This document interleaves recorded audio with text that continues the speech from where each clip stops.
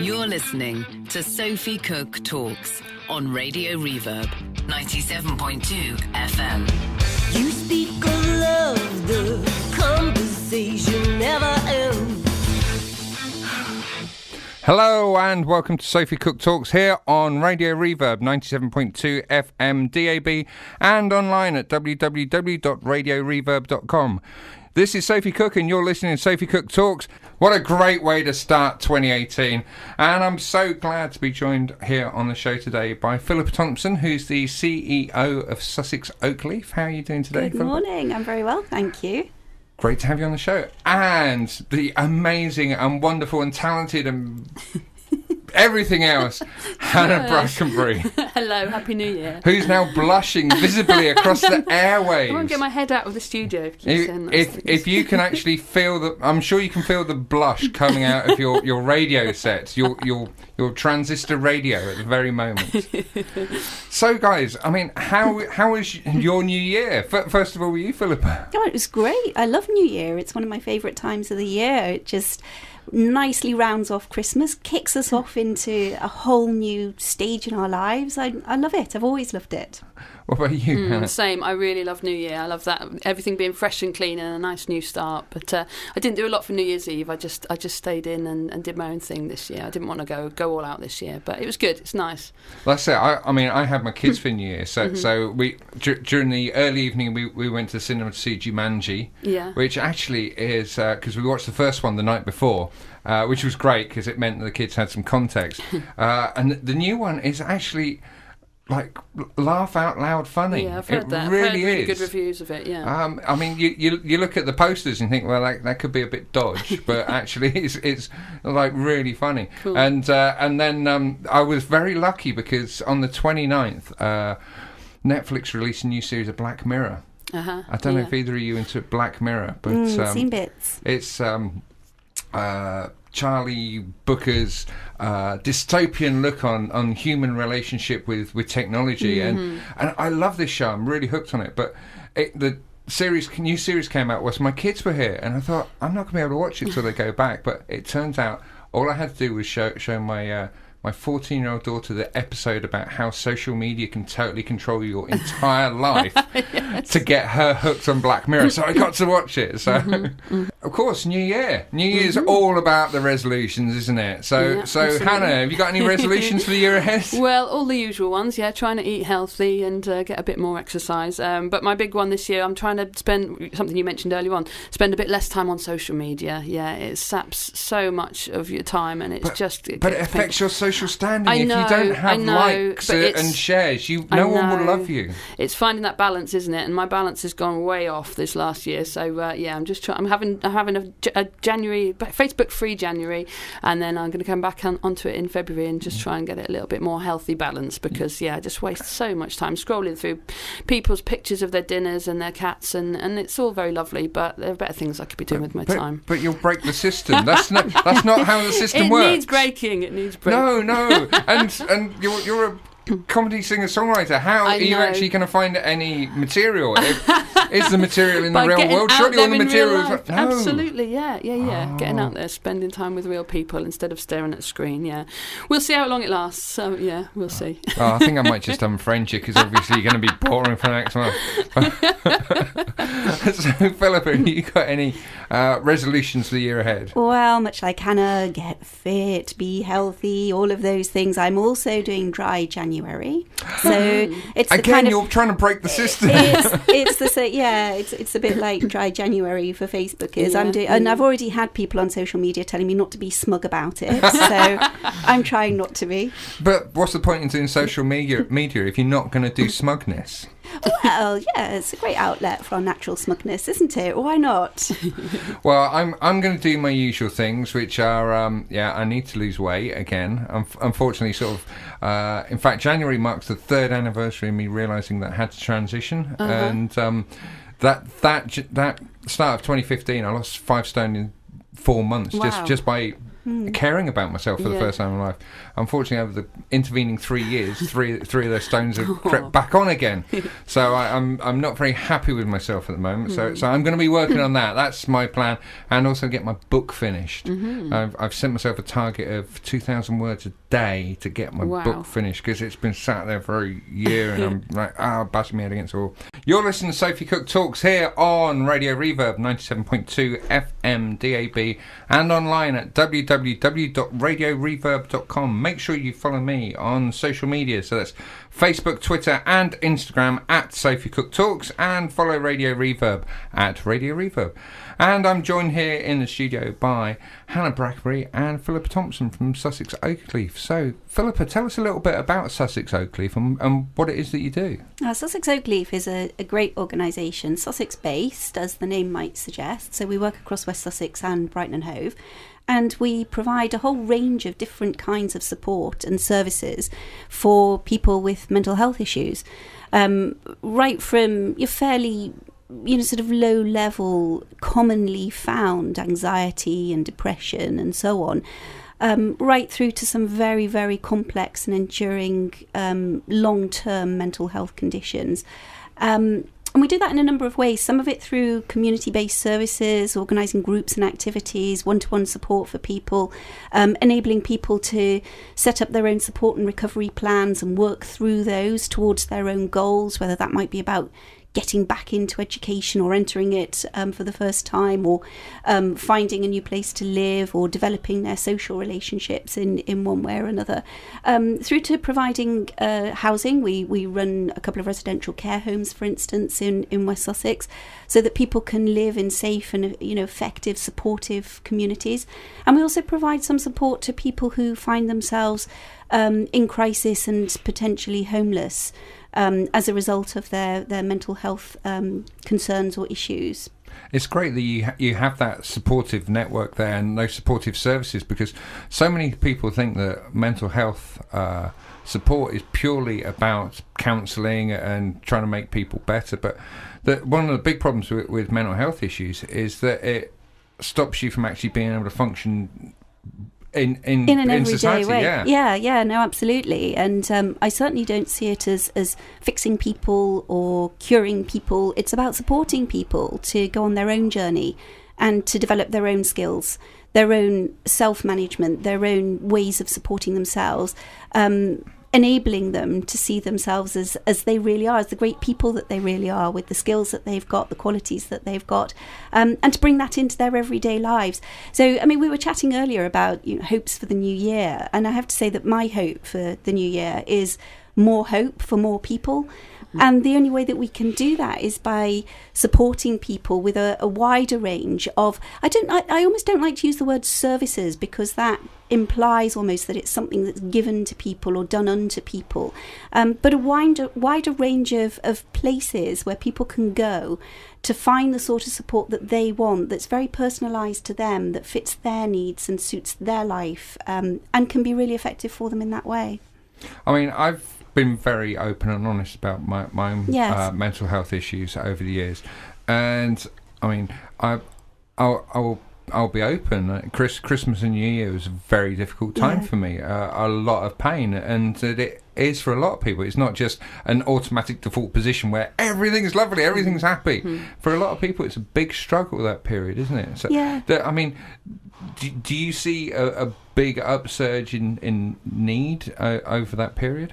Yeah, certainly. And I think, we were talking earlier about social media as well, and in some ways, social media, it can be the bane of people's lives, or it can actually be a real benefit, because there were quite a lot of campaigns over Christmas and New Year around supporting people, around enabling people to understand that it isn't all about joy and getting out there and having millions of people around you and all of that kind of thing. For some people it can be a very lonely and a very difficult time. So I actually really loved the social media campaigns that went on over that period, just enabling people to connect in a different way and to share their experiences as well. I think if it's talked about, it becomes less stigmatized. It becomes something that we all share, something that can affect any of our lives at any time, and something that we can all gather around and support others with. I totally agree with that about social media, because I mean, I've had death threats on social media, but and so much abuse and trolling, but the overriding thing that I get from social media is love and support. For every one abusive message I get hundreds of supportive ones, and that's the great thing. It opens us up to a world of support. I mean, but how is your relationship with your social media followers? Although you're not going to talk to them for the next month, Hannah. No, it's generally really good. Yeah, like similar, just generally very supportive, and lots of great support. And and social media is really powerful in that way. Like you say, it can be really helpful and connect people who are lonely and people who, myself, I live down here in Brighton, but all my family are in other parts of the country. So it's the main way that I connect and keep in touch with my family, and they keep a check on me, they keep an eye on me. So it's very important in that way. It's used in the right way. And it's part of what's on offer, I guess, to connect people in their local communities, however it is that they define their local community, which might just sort of be their home. It might be the neighbours that they have in their block of flats. It might be the wider geographic area that they live in. However people define community, I think social media can support that. So, Hannah, I mean, you had a great year last year, sort of playing lots of gigs, didn't you? A lot of gigs this year, not just in Brighton, but all over the place around London. And I went to the Scilly Isles this year, last year now, June, to do a comedy festival over there, which was really good fun, a really amazing experience. So, If you're going to have a comedy festival, the Scilly Isles seems like an appropriate place, doesn't absolutely. it? It's called Scilly Laughs. It's run by, Julie Jepson, the local comedian. The wonderful Julie Jepson. Julie and her partner, they run the comedy festival over there every year, so I was delighted to be invited to go and do that in June, which was great fun. Somewhere I'd never been before, and beautiful place. Oh, brilliant. Well, how did you actually get involved in singing humorous songs to start with? Well, it goes way back. I studied music at university, did a pop music degree, and music technology. Yeah, pop music degree. Yes, it really exists. And people say that universities are full of made-up courses. Yeah, it was a little bit like that, but it was a lot of fun, and I learned the basics about songwriting and working in recording studios and things like that, and I never planned to do anything funny with it. I was going to be a songwriter and write serious, sensible, proper songs I never wanted to be a performer either. I'd wanted to just write songs for other people. Power ballads. Yeah, all about the power ballads, yeah. And then I started, I've always been, my family were big into comedy. My dad's a bit of an entertainer and a comedian, and grew up with watching things like French and Saunders and Victoria Wood was always been a huge influence, and started performing a few of her songs at the end of my regular gigs, and the reaction I got from the comedy songs was just so different to the reaction you get from playing a regular old boring ballad. And I just got hooked on it straight away, and started having a go at writing my own songs. This was about 10 years back now, and then when I moved down to Brighton, it just kind of ran away with itself, really. I started doing comedy gigs, getting in at comedy clubs, and never looked back. Yeah. Well, that's the thing about Brighton, isn't it? It's the sort of city that encourages participation. Yes, absolutely. It's great for support. It's great for allowing people just to be themselves and do whatever they want, really, isn't it? There's opportunities to do whatever you want and be whoever you want to be, and it's such a warm place that there's always support for whatever you want to do, I think. I remember when I moved here, because I moved here at the start of my transition. Mm-hmm. If anyone listening on in Radio Land out there doesn't realise, this is Sophie Cook. I may have a boy's voice, but I am a woman. I'm transgender, and I moved here at the start of my transition, and I remember someone saying to me at the time, you need to try really hard to stand out in Brighton. I mean, let's face it, we have steampunks walking down the road, and no one bats an eyelid. Yeah, you can look however you want, wear whatever you want, nobody cares here, and it's lovely. It's very unique, I think. There's not many places in the world where you feel so comfortable, I don't think. I think it's time that Brighton started having diplomatic missions that we send out to the rest of the world to try and educate them in the way of Brighton. Definitely, yeah. Sort of what do they call them? Missionaries. Yes. Missionaries that go off to far-flung lands to try and teach people about the good word of living in Brighton. This is how it could be. Could be, yeah. There is another way. There is a possibility of change. Absolutely. This is an amazing city, and I just wanted to have a little chat about what we think makes Brighton great. I mean, Philippa, what do you think makes Brighton the most awesome place in the world? So for me, it's about community. It's about how Brighton works together as a community, and the community response when people see and feel the impact of social problems out there, not least around homelessness. Homelessness has been a massive topic, hasn't it, over the last few months, and with the bad weather over Christmas, there was a very well-developed and concerted community response, including local authority response to homelessness in Brighton over that period, and that was great. But as well as being CEO at Sussex Oakleaf, I'm also really privileged to be the chair of the Board of Trustees at Sussex Night Stop, which is exactly that, a community response to youth homelessness and potential crisis for young people, which involves volunteers coming together to open up their homes to young people, to offer them a bed for the night, offer them their spare room for the night. It's the most wonderful community response I think I've come across. And we've got about 50 volunteers working with us there. We provide over the last few years, 2,500 bed nights for young people. Sometimes it's just one night where somebody has found themselves in a really difficult situation. Sometimes it extends further than that. It can be a week or 2 weeks while people get their act together and try to sort out some longer term housing or housing solutions. Or there's some family mediation that can go on and young people can return to their families and to their homes. And I love that. And I think that it doesn't just run in Brighton, it runs right around the country actually. But in Brighton there's a real strength of feeling around sort of how it works, and community fundraising for Sussex Night Stop is such a great thing as well, because people really get the idea, even if in their own lives they're not able to open up a spare room, they might not have one, or there's a reason why they can't do that. In fact, people want to be involved as volunteers in a whole range of things that we do there. So yeah, for me, that real community feeling in Brighton, I love it. And that for me is one of the great things. I mean, you can walk down the road, and I've started conversations with totally random people that are now really good friends, because people here are open. Yeah, well, that's how we met, Sophie. That was it. I was actually wandering down the road in Churchill Square, and I got attacked by this person. Well, perhaps not quite attacked. Accosted. I spotted you from the bus window and leapt off the bus and ran across because I'd seen Sophie on social media and just really wanted to introduce myself, and we became friends, didn't we? And that's the thing. See, Hannah, don't leave social media. Social media is a powerful. I'm not leaving. I'm just taking a break. but I mean, and that's the thing. It lets people know that sort of there are others out there, and we do live in a city that actually does show a caring face to people.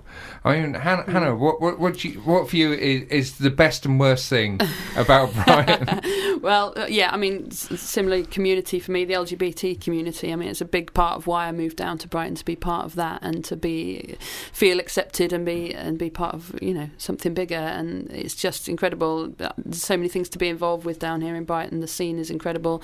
I'm part of the Rainbow Chorus, which to me is just like an extended family to me.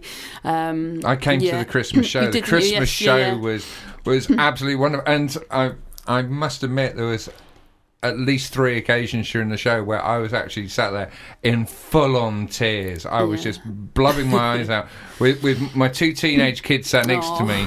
And it was a beautiful event, and the joy of the concert was palpable. It's a joyful thing to be a part of, like I say, they're like a family, and it's lovely to mix with people of all different ages as well, because there are people in the choir, their late teens right through to 70s, 80s, and it's wonderful to socialise with people of all different ages, which I perhaps wouldn't normally do.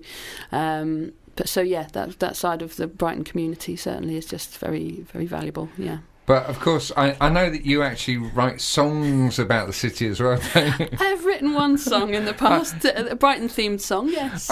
And what is this song? It's an ode to the lovely metal structure that was bestowed upon the city. Was it last year? Year before? It's been around a couple of years now, hasn't it? Yeah, the wonderful i360, which I wrote a little song about. Wonderful i360. Well, I use that word now, but I might not. I must admit, it does look better now that it's got a flying saucer on it. Yes, yeah. But yeah, it looks cool at night time. I think when it's all lit up with the colour, it's got the blue and the red lights. I think it looks really cool at night time. I'm just not keen on the standard grey that they chose for it. I would like to see some spotlights actually shining on the West Pier. I'd love to see them make more of a feature of the West Pier. Because I mean, having spent 20 years as a photographer, the West Pier for me is an iconic structure, and also as someone that has this emotional connection to the city, it's my favourite place in the world, the West Pier. I just love sitting there and the tranquility of the place. Yeah. So it'd be nice if they could go out and light it in some way. There's all sorts of things they can do nowadays. Yeah, so absolutely. Nice to see that made more of a feature. Yeah. So what's this song that you're going to play for us? Let's do it then. This is called Big Grey Pole.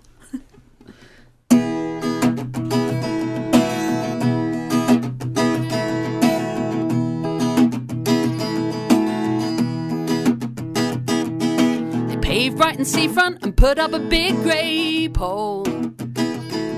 And it looks really ugly and nobody likes it at all. But now it's much too late, you see, 'cause we're stuck with this big monstrosity. And they paved Brighton seafront, put up a big grey pole.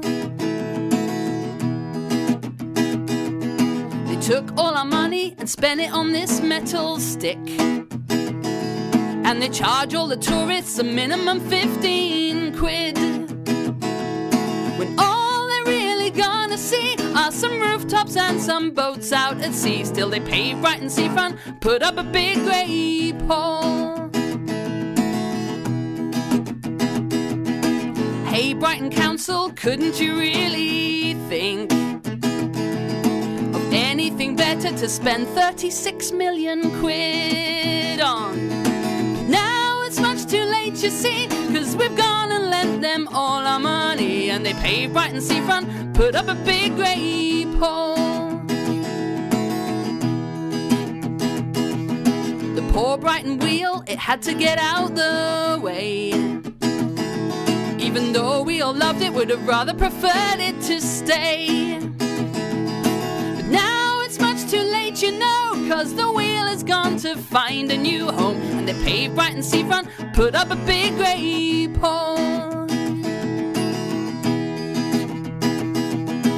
Late last night, I had a beautiful dream.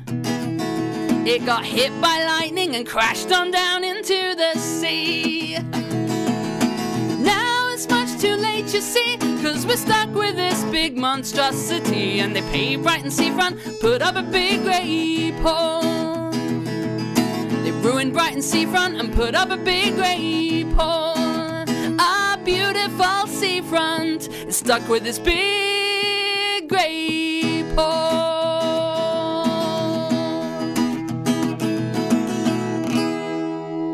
Wow. Thank you so much, Hannah. That was beautiful. So this is Sophie Cook Talks here on Radio Reverb 97.2 FM, DAB, and online at www.radioreverb.com. Follow me on social media. That's Sophie Cook Talks on Facebook, Twitter, and Instagram, and follow Radio Reverb at Radio Reverb.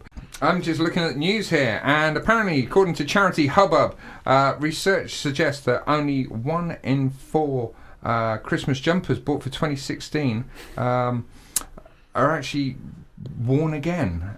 No, what is it? 1 in 4 Christmas jumpers bought for 2016 have either been binned or unlikely to be worn again. Apparently, people say £220 million are spent on Christmas jumpers, and 1 in 3 under 35s admit that they buy a new one every year. Good grief.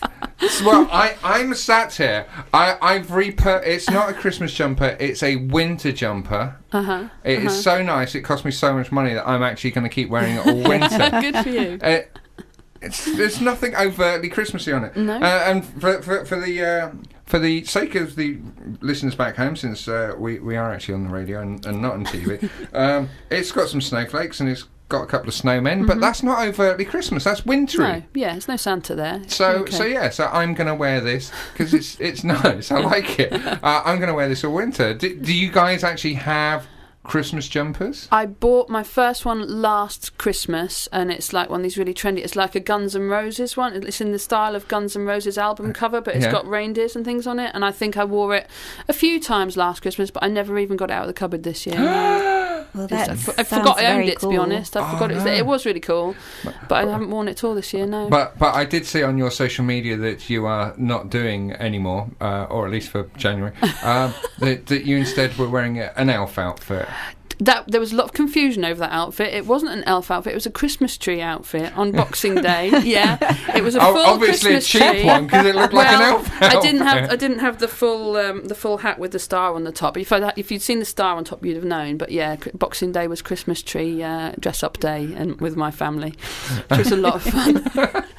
Philippa, did you do a Christmas jumper this year? I didn't do a Christmas jumper this year. I'm not really a Christmas jumper kind of person, although I did once succumb, I think, when my daughter had a Christmas jumper and she decided it'd be really cute if we both had Christmas jumpers.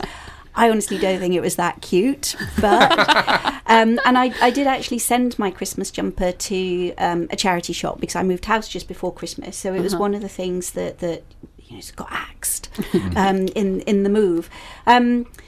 Yeah, but I do have quite a nice Christmas pudding hat that I like to wear. Cool. So, Oh my! and yeah. I do get lots of comments on my Christmas pudding hat. You know, people stopping in the street and pointing and laughing. So I can't imagine why. I suppose it's better than hollowing out a reindeer and sticking your head in it. I suppose so. Yeah. Yeah. I would agree. Sophie Cook Talks. Radio Reverb. You're listening to Sophie Cook Talks here on Radio Reverb, and I'm joined in the studio by Philippa Thompson from Sussex Oakleaf and Hannah Brackenbury. And one of the things in the news this week is, of course, the New Year's Honours List. And apparently Ringo's been given knighthood. Paul got his years ago.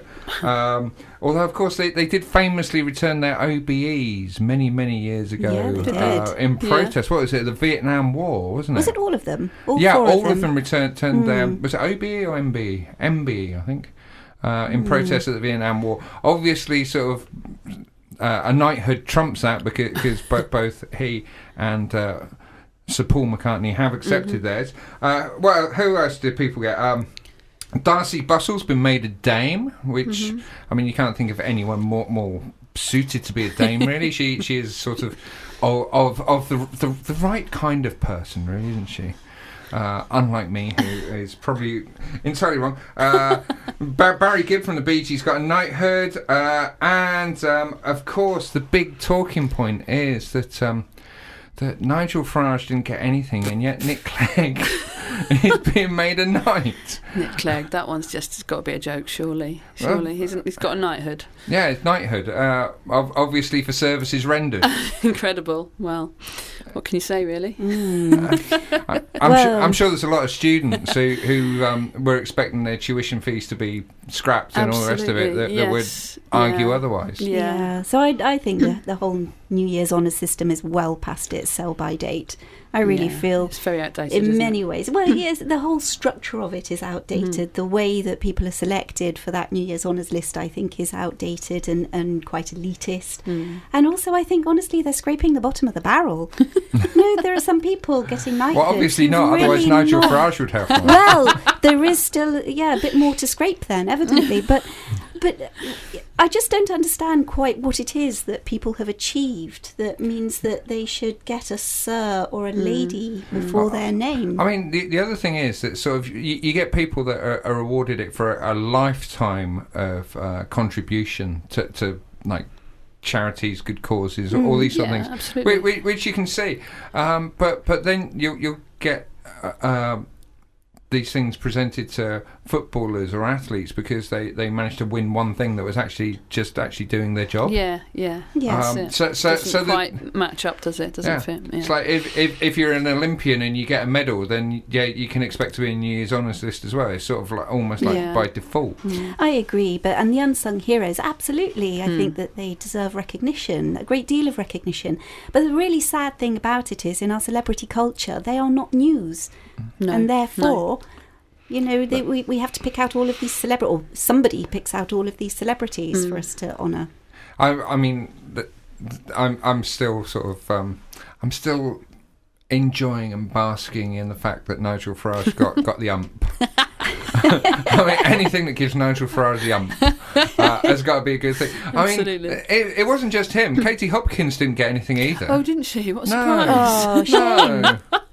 So perhaps what's more important is who doesn't get one. Than who does. Maybe that should be the new thing that we start talking about. Yes, yeah. Who has been admitted from this New Year's honours list? Yeah. Be much And more of course, the interesting. thing is, we've got the whole thing to go through again when the Queen's birthday comes along. Yes, yeah. Although she does actually get 2 birthdays a year, I'm not sure which one people actually get the awards for. I have 2 birthdays a year because I have my birthday, and I also have the day that I changed my name. So I celebrate one birthday in January and one in July. So nicely spaced out. Yes, throughout the I year, did that I might quite say well. so. Yeah. But I think I might start giving out birthday honours You since I have 2 birthdays. That's a great idea. Yeah. That's a great idea. Do it. But actually, more to the point, like we just suggest, maybe I'll start doing a list of here are the people that aren't getting honours my birthday. Yes. Well, we've come to the end of another show. You've been listening to Sophie Cook Talks here on Radio Reverb 97.2 FM DAB and online at www.radioreverb.com. Follow me on social media. That's at Sophie Cook Talks on Facebook, Instagram and Twitter, and follow Radio Reverb at Radio Reverb. I've been joined here in the studio today by Hannah Brackenbury. Hannah, what are your hopes and dreams and plans for the coming year? I have big plans this year for Brighton Fringe. I'm doing a brand new show at the Fringe Festival at the Warren, and it's going to be a Victoria Wood themed show. So I'm doing a show that will comprise of a lot of her songs and some of my songs, and I'll kind of tie them all together, talking about her career and my career and how much she's influenced me over the years. So I'm really excited about that. So that's the 8th and 9th of May and the 1st, 2nd and 3rd of June at the Warren down on St Peter's Church. And how do people get tickets for that? It'll all be online. Tickets aren't available yet, but it's a little bit soon. But it'll all be online through the Fringe website or through my website. Yeah. Well, and obviously, if they want to keep in touch, they need to follow you on social media. On But social don't media, expect any but posts not over the in next January. No, from February. They can follow you, but just expect it to be a fallow it'll period. be quiet. It'll be quiet in January. Yeah, but back on all over it in February. Yeah, I won't shut up in February. From February onwards. Great to have you on the show, Hannah. Thank you. And Philippa, what do you want people to do if they want to help? Oh, well, I said earlier I'd like to see more hope in 2018, so more support for more people. I'd love people to start talking about their mental health a bit more, talk to your friends, to your family, to your local communities, talk about it in your workplace as well. It's time that we stop stigmatising mental health in any way, and accept that people have various ups and downs in their lives, and some people have mental health conditions which need a lot of support and a lot of love and a lot of care. So let's start talking about it more in 2018. Brilliant. Thank you both for joining me on the Thank show you. today.